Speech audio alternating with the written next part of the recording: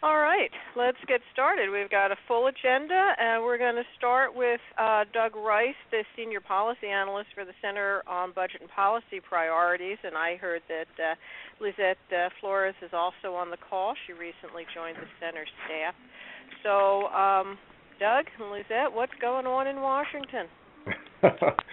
Well, hello, everyone, and thanks very much for having us on the call today. So I'm going to talk about budget issues primarily, and a quick take on where we are on finalizing 2017 appropriations for HUD programs, and then talk a bit about the outlook for 2018 as well, as we're already getting started on that here in Washington.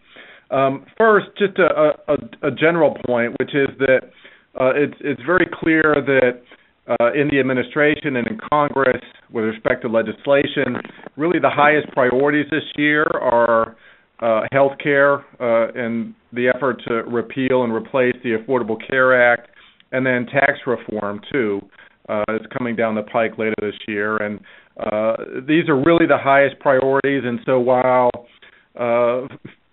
writing budgets for 2017 and 2018 are also important, the timing of those things is really subject to the demands of these other higher priorities right now, and they will get done, but like I said, the timing is really subject to these other things. So first, a quick take on where we are in 2017. So as you all know, the government is currently operating under a continuing resolution with most programs funded at 2016 levels. That's set to expire at the end of April, on April 28th. And so Congress has to finish up the 2017 budget by then. Quick look at the calendar. So basically, Congress is in session for another 4 weeks, and then they're out for 2 weeks for Easter in mid-April, and then they come back for the last week in April. And so with that in mind, I think clearly the goal is to try to wrap up 2017 funding before the April recess, that is within the next 4 weeks, but things certainly could slip until after recess, in which they try to wrap it up in the last week of April. There has been some talk of moving, so-called minibuses, which are smaller packages of funding for particular agencies. Especially, we've heard some talk about this in the House.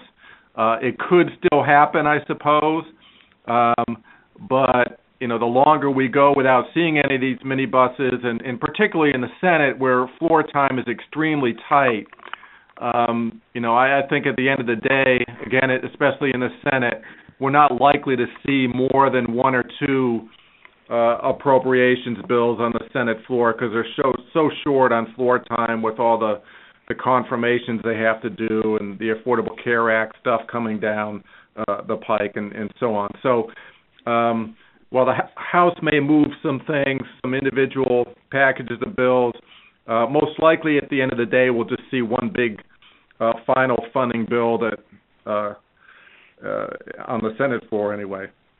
So the big question is, what will be in the final bill? Well, it will be some combination of detailed budgets for particular agencies with an extension of a continuing resolution for other agencies. Our sense is that, and so this raises the question, which agencies will see full bills and which ones will not. Our sense is that the Transportation HUD title of the bill has a fairly good chance of being a full bill. It's a relatively uncontroversial title, and our understanding is that the appropriations committees have largely negotiated compromise language, and so there's really no sticky issues there. But in any case, it's important to keep in mind that even if we do see a continuing resolution for HUD, a continuing resolution is always a resolution with anomalies, that is, with exceptions for some programs. And every year that we've had a full year continuing resolution in the last decade or so, for example, and there have been several of those, there have been HUD anomalies in that resolution, and especially additional funding for the big rental assistance programs like vouchers, where a significant amount of additional money is required just to sustain rental assistance for current families. And we would expect to see that in a final bill, even if it's a continuing resolution for HUD as well. Overall, again, we don't really know what the compromise provisions that the House and Senate Appropriations Committees have negotiated look like. I think the House and Senate bills that the committees moved last summer are probably a good starting point for understanding what a final bill might look like if it's a full bill. And if it's just a continuing resolution with anomalies, then for the big rental assistance programs like vouchers, renewal funding, I think there'd be an anomaly that, again, would look likely like the funding levels in those bills are maybe somewhat higher, given that the cost of renewing vouchers, based on our latest estimates, and it's my sense that HUD shares this view, is significantly higher than the levels in those House and Senate bills, because cost increases have risen faster than HUD anticipated early last year. So, and I take some time to talk about that, because back in December, when HUD announced, when the continuing resolution was passed, HUD let agencies know that under the continuing resolution in the early months of this year, they'd be receiving a 95% proration of their renewal funding. That is, 5% less than the amounts that they're eligible for. This has raised a lot of concerns about renewal funding for this year, and we know that some agencies are already shelving vouchers, for example, because of the flat funding. I just want to be clear that we believe that there's a very good chance that there will be additional renewal funding in the final bill, no matter what, whether it's a CR or a full funding bill for HUD, and agencies ought to keep that in mind. So there are a few wild cards here. There's always the potential for nasty rider fights on the final appropriation bills, so health care provisions and so on, though the chances of that seem lower this year. And then there's, perhaps bigger, we're expecting the Trump administration to propose a supplemental funding bill for defense, possibly next week. This will be an increase for defense, a proposal to fund at least partly the wall along the border with Mexico. And the question is whether these funding proposals will create pressure to reduce funding on the non-defense side, which is where housing programs are located, in order to offset the cost of these proposals. And we don't know for sure. Indications are that that's not likely to happen, but I just raise it as a possibility. So that's really all I have to say on 2017 now. Moving on to 2018, the budget process for 2018 starts next week with the Trump administration is expected to release what we are calling the skinny budget. It's a short budget brief for 2018. It won't be a full detailed budget request with program funding levels and so on. It's likely to include just some top-line numbers, so an overall spending level for non-defense discretionary programs, for example, and maybe overall agency request as well.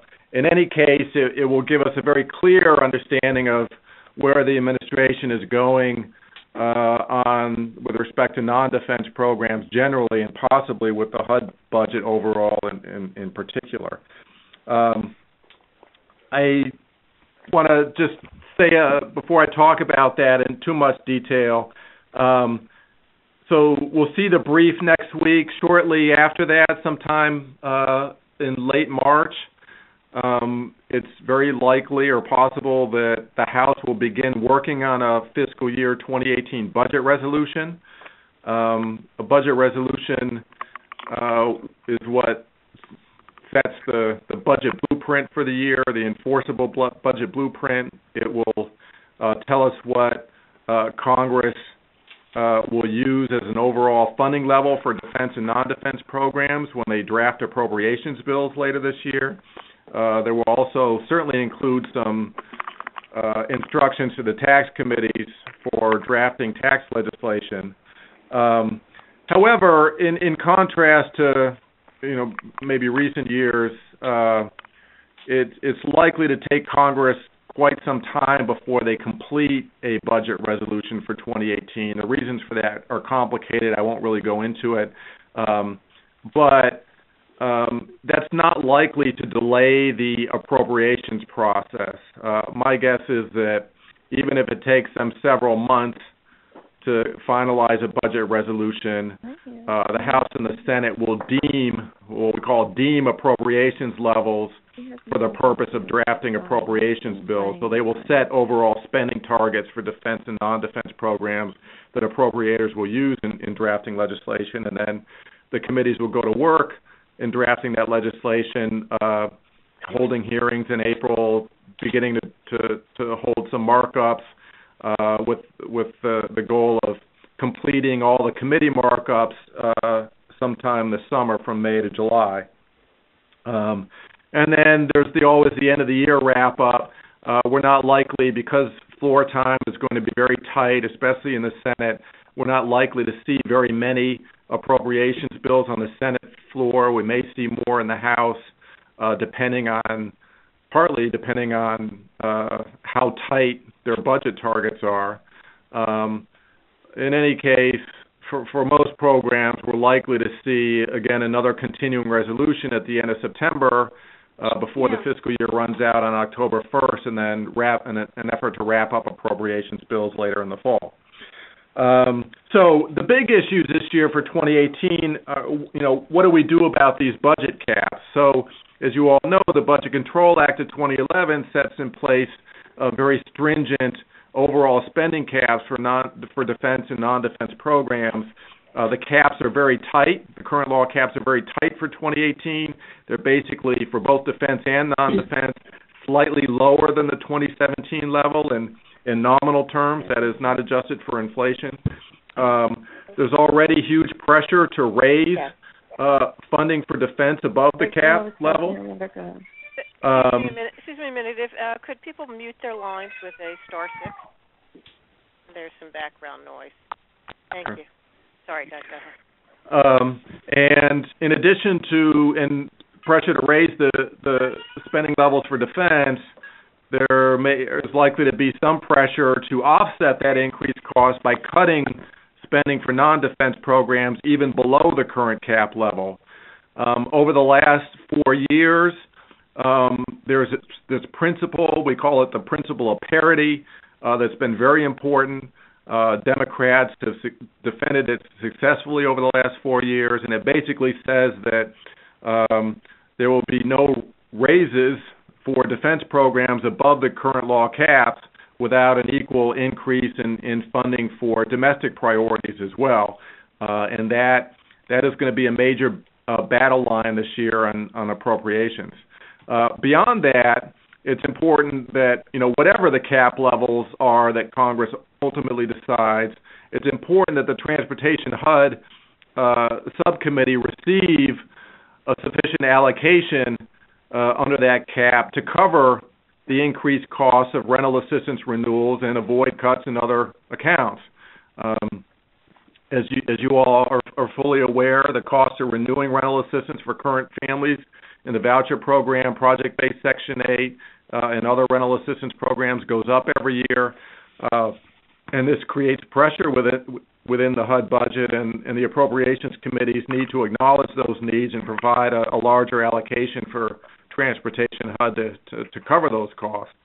The Trump request next week, we already have some some sense of where they're going. They've made it clear that they intend to increase the cap for defense programs in 2018 by $54 billion and to cut non-defense programs by an equal amount. That's really that would be a huge cut in 2018 below the current law cap levels. Once you take into account the fact that they will very likely protect veterans' health care programs and also protect and likely increase funding for Homeland Security programs. The cuts to other non-defense programs overall would be at least 15% in 2018 relative to 2017 under our estimate. If you're interested in more details on this, we've posted in the last week 2 pieces, an overall look at the Trump proposal that my colleague Sharon Parrott authored, and then earlier this week I posted a blog spelling out what the potential impact would be for HUD programs, and it's not a pretty picture. Basically, while Congress would have, under a 15% cut to NDD programs, Congress would have the ability to pick and choose where to make the cuts. But just to illustrate, there's no way to cut 15% from the HUD budget without really massive cuts in rental assistance, wholesale elimination of other programs like community development block grants or the home program, or really both. But it's also important to keep in mind that the Trump proposal is really only the beginning of the process, and both Democrats and Republicans who support non-defense programs will have leverage this year, partly because of the filibuster rules in the Senate that require 60 votes to move most legislation, at least controversial legislation, like appropriations. But also, there are significant divisions within the Republican caucus in the House, and because of those divisions, because of the filibuster rules, defenders of funding for non-defense programs have leverage. They will not be able to move appropriations bills with big cuts in NDD programs without securing the votes of moderate Republicans and a significant number of Democrats, and so that gives them leverage. So keep that in mind. A few final words. So it's really critical this year in the 2018 process that Democrat and Republican supporters of non-defense programs like housing and community development programs, they use that leverage to sustain parity and push for an increase in funding for the non-defense caps, and at least to prevent any cuts in the non-defense cap levels below the current law caps. As I just was talking about, it's also important to prioritize funding for HUD programs overall, whatever the cap levels are, and important to provide sufficient renewal funding to prevent cuts in the number of families receiving rental assistance, as well as to avoid cuts in other critical HUD programs. I wanted to just say, spend 30 seconds on tax reform. I know some other folks you all are going to be talking about taxes in a minute here. I'll just say that tax reform is certainly a priority on the agenda. It's really hard to do tax reform, significant tax reform of any kind, and so the dynamics are really fluid. It's really hard to do, and so the outcome is highly uncertain. But if tax reform does move, and second condition, if Democrats are playing a role in the tax reform, which is highly uncertain that they will, but if they do, there is an opportunity to expand and improve the low-income housing tax credit, which I know you guys are going to talk about, but also to create a new renter's credit. And I just wanted to mention that regarding a renter's credit. We are posting a new report tomorrow that includes a proposal for a new renter's credit that's based on previous work that we've done. It's basically would be a credit allocated to states to support rents for extremely low-income households. We estimate it would help 720,000 extremely low-income households nationally to afford housing. and our paper tomorrow will include some state estimates of how that breaks down, as well as a bunch of additional information. We expect that the proposal will receive some solid support among some key members of Congress, and so I just ask that tomorrow you take a look at the report, and if you'd like more information, let us know. Thank you very much, Doug. Boy, that was a lot that you packed into 20 minutes or so. And I will open the lines to questions, comments. You can *7 your phone to unmute, but I want to first point out that this is a really, really crucial time for you to be reaching out to our senators and your congressperson. Doug mentioned that they will be on recess for 2 weeks in early April. That's a great time to visit them in the district. Make an appointment now, but write or call. Just emphasize how important these programs are in your communities. Talk about your successes. Talk about your waiting list. Emphasize that this is not money that stays in Washington. It's money that helps your neighbors and their constituents. We certainly have some material available if you would like. We just did some visits in Washington on Tuesday, and we did around the state last week. So we have some material available if you'd like to contact us and get hold of that. But I can't emphasize enough how essential it is that they hear from people right now. So, who has a question for Doug? Cindy Jo Willard, can you hear me? Yes. Yeah, hi, Doug. Yesterday's national call on with the housing advocates out of D.C., it was speculated that there might be a 15% cut across the board on all housing programs. Was that speculation prior to knowing more of what might happen or be announced next week by the Trump administration? Yeah, that sounds like it's based on this Trump proposal for fiscal year 2018, which is not an across-the-board cut. They're just proposing a cut to non-defense programs overall. Congress, and we're the ones who are the source of the 15% number that's based on the assumption that they protect Homeland Security and veterans health care, which would require a 15% cut to other NDD programs.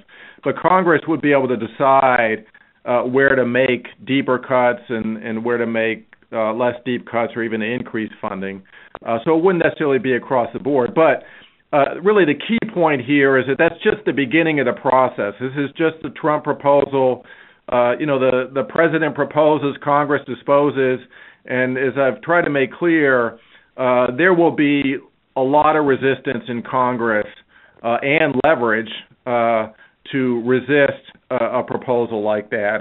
But it's important that members of Congress hear from the constituents so that they really lock down on that and make that a priority this year to protect non-defense programs.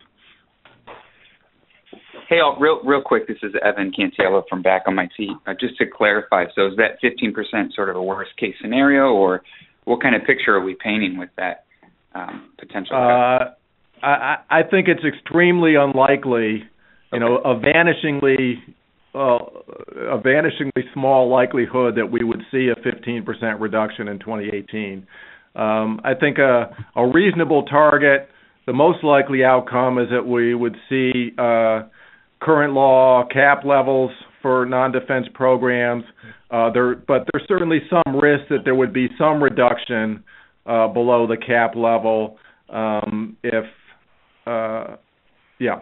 some reduction, but a 15% is extremely unlikely because it's not really something you can do without really decimating all sorts of important programs. They like to toss a proposal like that out there and then point to Corporation for Public Broadcasting and a few of their whipping posts as things they would eliminate, but those are all small. Like 4 and 8 is another one that they like to talk about, but those are all small parts of the non-defense budget. And you should take a look at my blog post, for example. So inside the HUD budget, a 15% across the board cut would mean the loss of more than 800,000 units of rental assistance. So we're talking about kicking seniors and people with disabilities out of project-based Section 8 housing in the hundreds of thousands, and it's not something that Congress is going to go along with. But let me just add there that I think it's fairly likely, or let's see, a stronger possibility that there will be some cuts, or that they'll be talking about some cuts. So while 15, and I understand where Doug got to the 15% by taking that $54 million, accounting for some things that they're not going to cut and spreading the pain around across everything else. So even if that doesn't happen, we still have the Budget Control Act that they have to that we would like them to deal with, but they may or may not. And I think that we sometimes, we've become so toughened to the idea of cuts, and and I understand why you put the 15% number out there, but it also may have the negative effect of if we see a 5% cut, we think, oh, that's not so bad. A 5% cut is bad, right? And it's just so essential, as Doug emphasized, we need to be increasing funding for the rental assistance programs just to tread water, just to stay even. And other programs, as you know, have been cut year over year. We really need to fight to hold the ground, if not increase them. Yeah, I think that's exactly right. Cindy? Yeah. Can you hear me? It's Joyce. I just had one question around 17 versus 18. So the Housing Alliance, Cindy mentioned, did visits around the state 2 weeks ago. We were in D.C. last Thursday talking to legislators about this. They sort of gave us the impression we should look to advocating on 18, that 17 is kind of a done deal, which, So I guess, Doug, from your perspective, should we, when scheduling meetings and talking to legislators, should we concentrate on both of those? That's a question. And then a comment is the Housing Alliance is going to be sending many of you, I think it's close to 300 organizations, signed on to a letter to Secretary Carson, and going to him today, and we'll send it out to folks, signatories on it today. We're hoping to do an action alert in the next couple weeks, and also an op-ed related to the letter to Secretary Carson. So a statement, folks on the phone, you should see that within the letter is done and going to him, and we're going to do some op-eds and an action alert so people can participate. But back to Doug, which I started with the question, what should we concentrate on 17 and 18 when we're talking to legislators? Well, I think if you're talking about meetings with staff, I don't see any harm in raising the 2017 issues and, for instance, making sure they realize how important it is to ensure that there's adequate renewal funding in the final bill, whatever form that is, as well as beginning to talk about the 2018 issues. I do think that, when it comes to things like writing letters, it's probably not worth the effort at this stage to draft and send a letter on 2017 because the details of a bill are largely negotiated. But I don't see any harm in a meeting to reminding them that you're watching them closely and how important it is to ensure that there's some additional funding in the 2017 bill for priorities too. And I know that, thanks, that's helpful. Dale Gravitt from Chester County Housing Authority is on, and 17 at the present levels is actually a very big problem. So we acknowledge that it is. It's just how to use our energy in a way that's most effective. Mm-hmm. Thank you. Yep. Anyone else have a question for Doug? Are you in star 7? Okay. Well, then we will move on to the rest of the agenda, but thank you so much, Doug. That was really very, very helpful, and we'll be back to you because I'm sure things will change by next month. I'm sure they will. All right. Well, thanks very much for having me. All right. Take care. Take care. Okay, still on the federal level, the low-income housing tax credit we have talked about a bit. I'm not hearing anything new in terms of tax reform. Doug just said that tax reform is a high priority, but difficult to do. They haven't really gotten to it yet. Of course, it's only March. So, of course, we are watching to make sure that the tax credit remains in the tax code. Yes, thank you, people, for remembering to mute your phone again if you have unmuted. So *6 will mute you.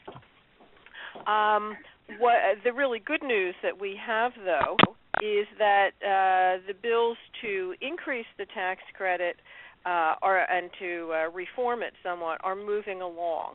So the Cantwell-Hatch bill, which will increase the amount of credits available by 50%, as well as doing the income averaging and some other stuff, was just introduced yesterday. It has a bill number now, Senate Bill 548. The text is not yet available on the Library of Congress website, but should be shortly.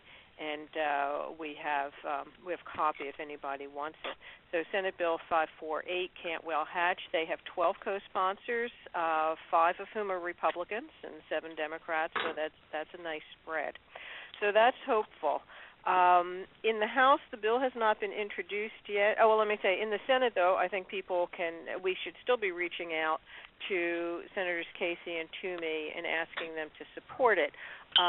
Toomey is not a big fan of tax credits in general and has concerns about increasing the allocation because, he wants to pay for it somehow, which I guess is a reasonable question.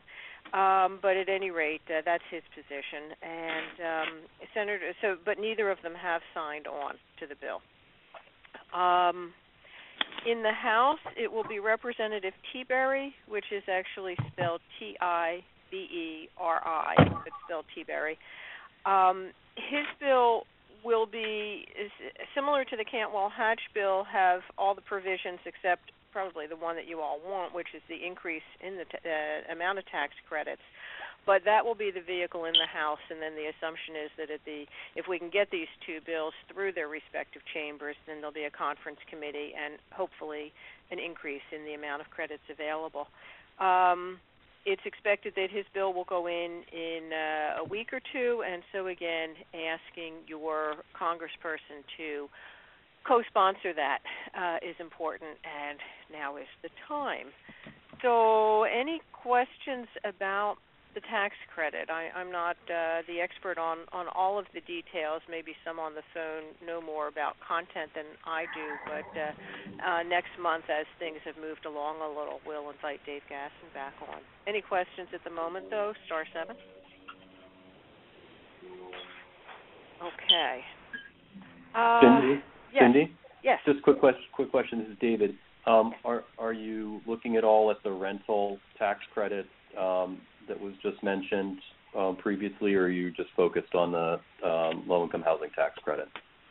At the moment, we haven't taken a position. I do need to look at that more, and if you know something more about it and that you'd like to say, I'd be happy to hear. Otherwise, it's something that we can prepare for next month.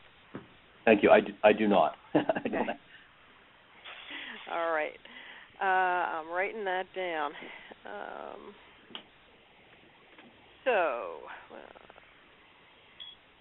All right, let's move over to the state then. When are we? We're at March 8th now, so a month ago, so you've probably heard this already. A month ago, the governor put out his proposed budget, and of course we did talk about it a little bit in February.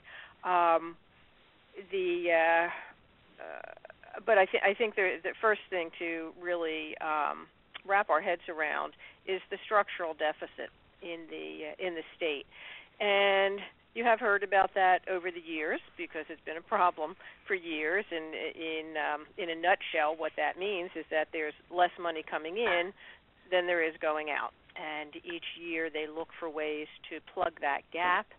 But one thing that the state legislature has been reluctant to do is just raise any sort of across-the-board tax to do that. There are competing philosophies of government, and we have a split government with a Democratic administration and a Republican-controlled legislature. Those who believe in a smaller government are on course to get what they see as a positive thing.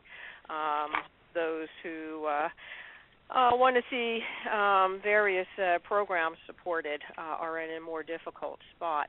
Now, the governor's budget does, and let me just say, so in terms of the structural deficit, we're now looking at about $3 billion out for the 17-18 budget out of a $32 billion budget. And that's partially because revenue for this current year is coming in under projections. We now have about a $500 million deficit for the current year. And so if that doesn't change, that means we're starting next year in the hole by $500 million and then about a $2.5 billion projected deficit to be closed in some way on top of that. So, and what had happened for this current year, as I mentioned, the legislature has been reluctant to do an across-the-board tax increase, and so actually about half of the revenue increases were one-time fixes. That would be, selling off of something, or selling licenses, or borrowing from one fund to another, and so that's not sustainable. The governor's proposal is for a $32 billion budget. There is a 1.8% increase in spending, but two-thirds of that is mandatory. He did put in $200 million for increase for education, and he proposes filling the $3 billion gap in two ways. Two-thirds, $2 billion, from consolidation of agencies, from selling state-owned properties, leasing the farm show complex, reducing the workforce, and other efficiencies they point to. Rolled in there somewhere is his proposal to consolidate all of, to create it's been referred to as a block grant, but I think of it more as a pool of tax credits, consolidating all of the various state tax credit programs, which, if I'm remembering, total about $400 million, and reducing that by $100 million. And of course, we're very concerned about the neighborhood assistance tax credit. I did read yesterday in Capital Wire, which is one of the subscription services that puts out a daily update, that the consolidation of tax credit programs is, quote, a likely non-starter with Senate Republicans. Now, that's not a position statement that anybody in the Senate or House put out. It's more, it was gleaned from the questions that came up during the Senate Appropriations hearing for DCED, Department of Community and Economic Development, that runs most of the tax credit programs. So I can't say that you can stop worrying about that, but it may not be the problem that we were fearing. On the other hand, again, this is the time to be talking to your legislators. Gives me again a reminder to people to mute their phones with a *6. Thank you. Sounds like somebody is listening at home and has some background noise. Okay, so, and I will talk a little bit more about neighborhood assistance program credits in a couple of minutes.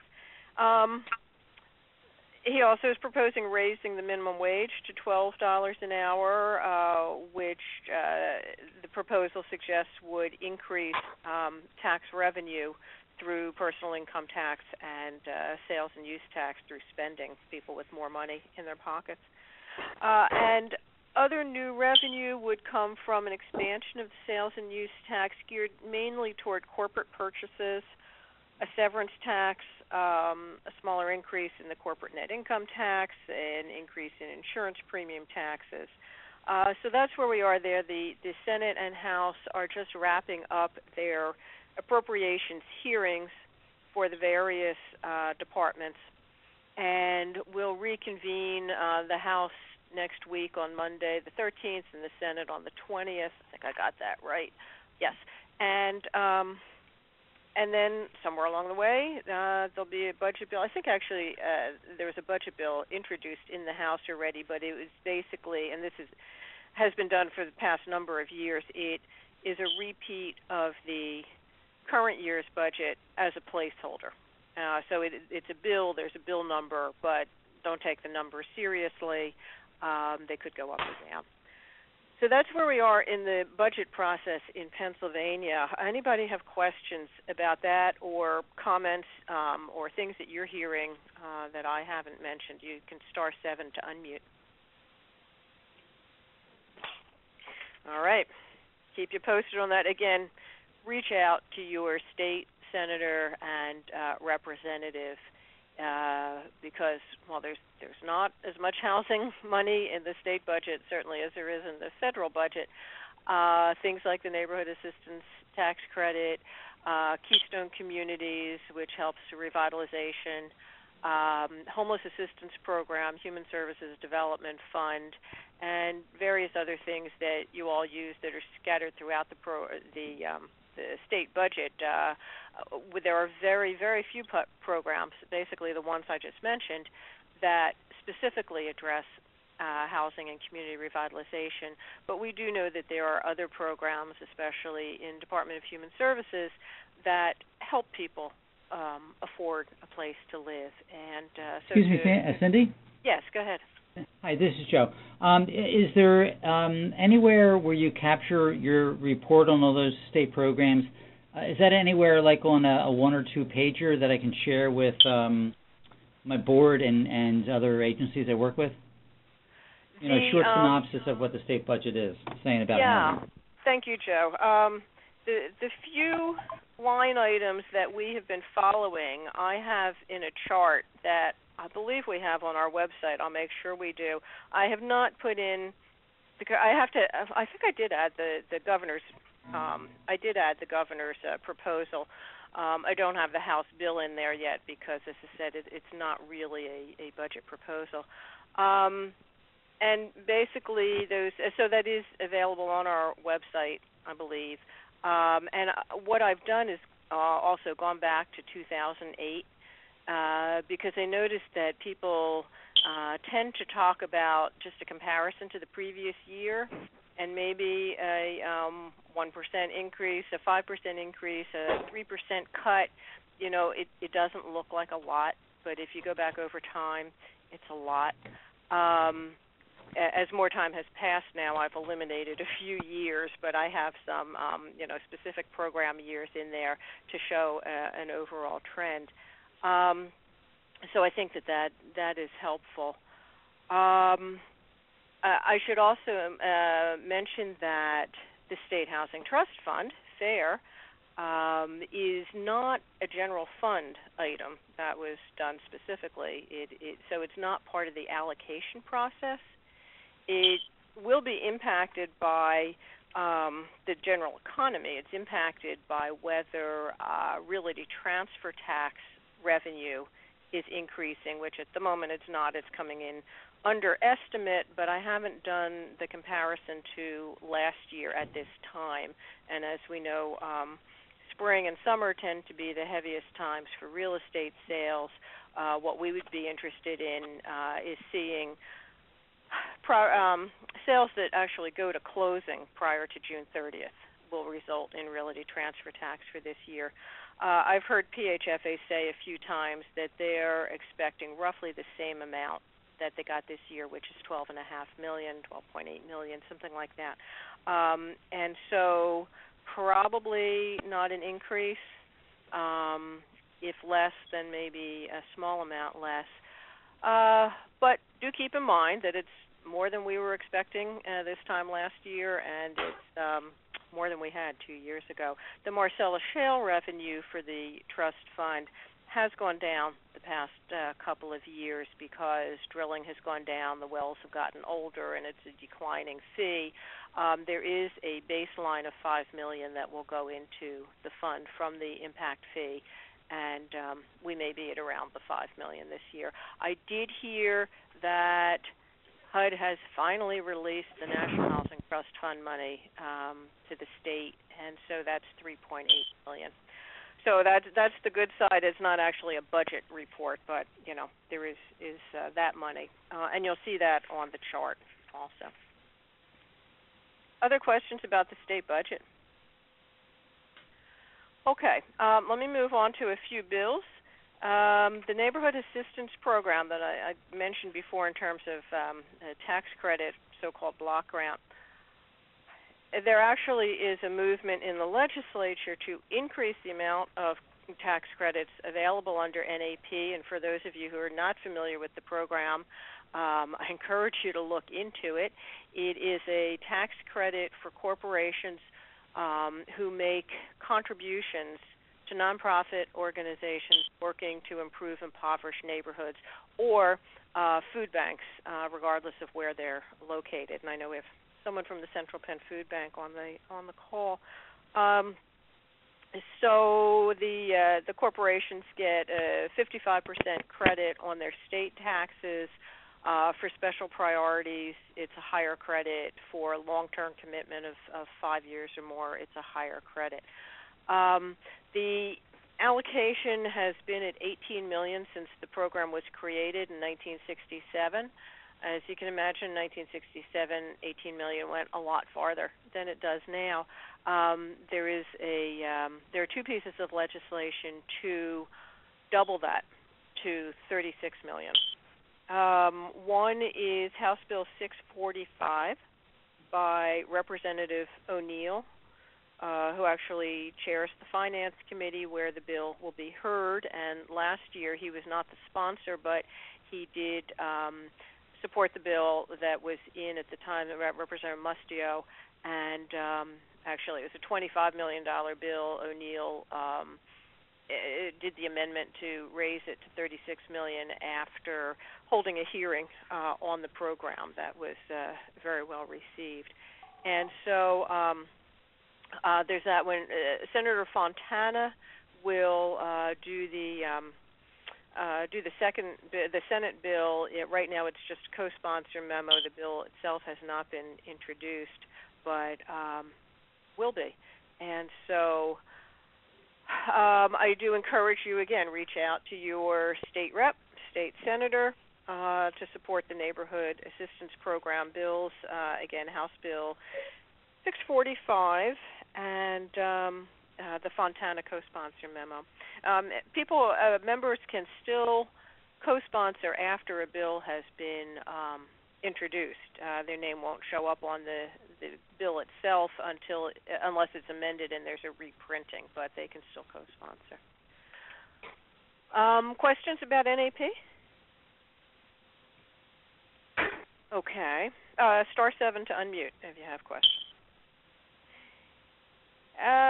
Okay, two blight bills. Actually, one that I'm adding to the agenda that you don't have. Clear title. We've talked about this over the years. This is the bill to allow somebody who has been living in a home for at least 10 years to claim, but doesn't have title to it, to file a court action to claim title when the owner has disappeared. And right now they would have to, under current law, they'd have to wait 21 years, but that's an awfully long time to try to maintain your house and all that stuff. We have had a House bill for quite a few sessions that has passed the House and not made it out of the Senate. This year we have both a House and a Senate bill. The House bill is Representative Culver. It's House Bill 352. The Senate bill is Senator Argel. It's Senate Bill 434.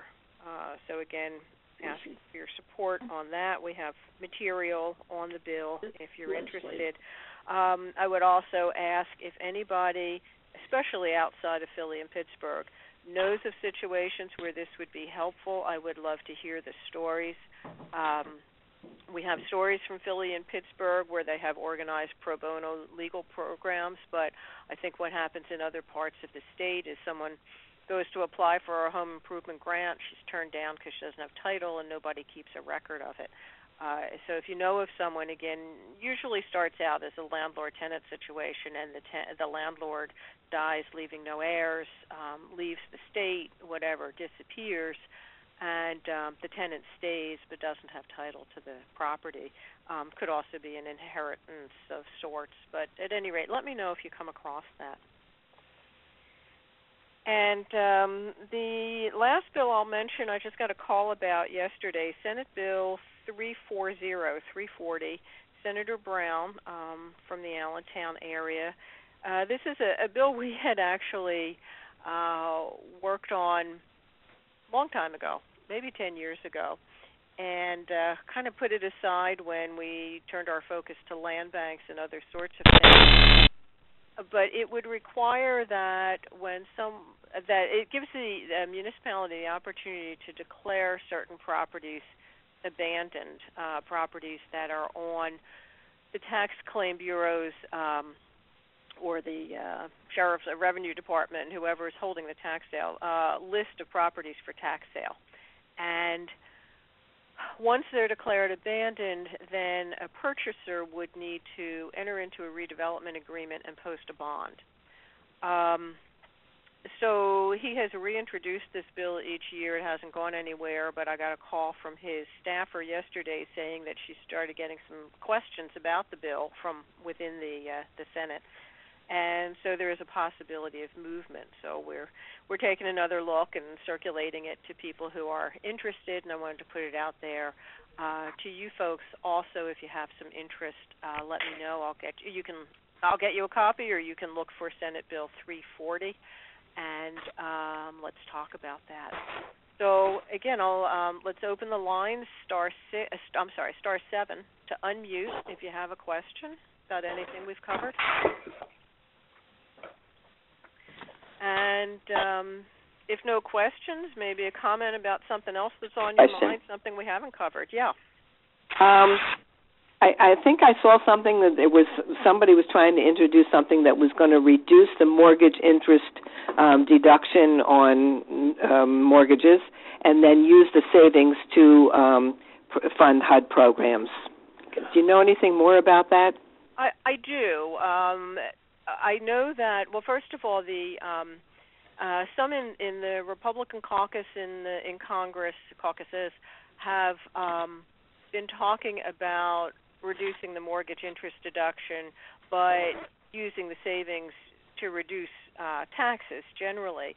What the National Low-Income Housing Coalition and others who have been advocating for the National Housing Trust Fund have been talking about for several years is to reform the mortgage interest deduction. I can go into a few details on that, and use the money for the National Housing Trust Fund, especially since right now the only source of funding for the National Housing Trust Fund comes from Fannie Mae and Freddie Mac. And, of course, there have been proposals over the years to reform or even eliminate those entities, and so it makes funding for the trust fund a little uncertain. So they're looking for another funding source.